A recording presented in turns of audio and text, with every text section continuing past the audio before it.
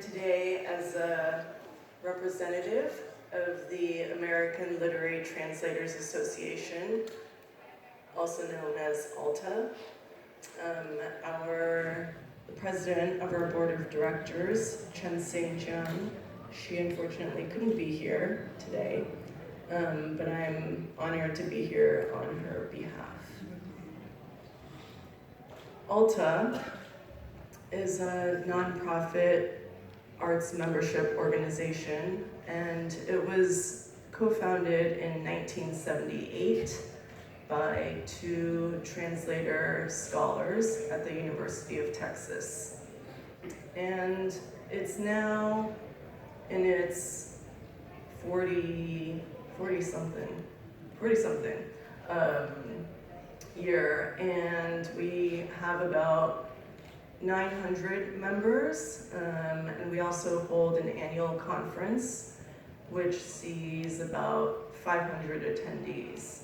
So it's definitely grown a lot since its founding in the 70s, but it's retained its mission, which is to support the work of literary translators and also the art of literary translation and the people who teach it and read it. It's also the only organization of its kind in the United States that's dedicated solely to literary translation. So I thought I would share a little bit more about my personal experience with ALTA and the translation community, because I think it really gets to the heart of what's so exciting and important about the creation of the Bangla Translation Foundation. A little bit of background information about me.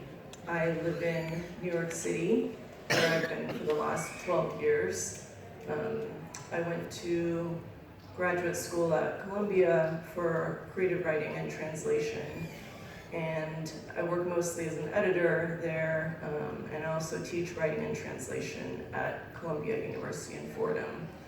But I grew up in Southern California in Orange County in the 1980s and 1990s.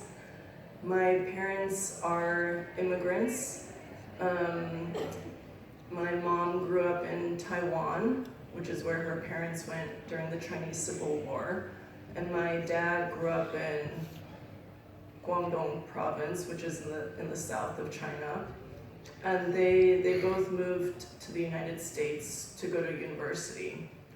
So when I grew up, I grew up as a heritage speaker of Mandarin Chinese, and was learning Chinese and English at the same time. But as I got older, the Chinese kind of fell away.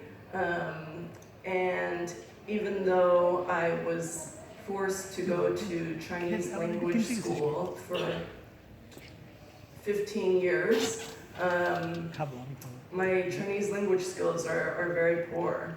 And I didn't care.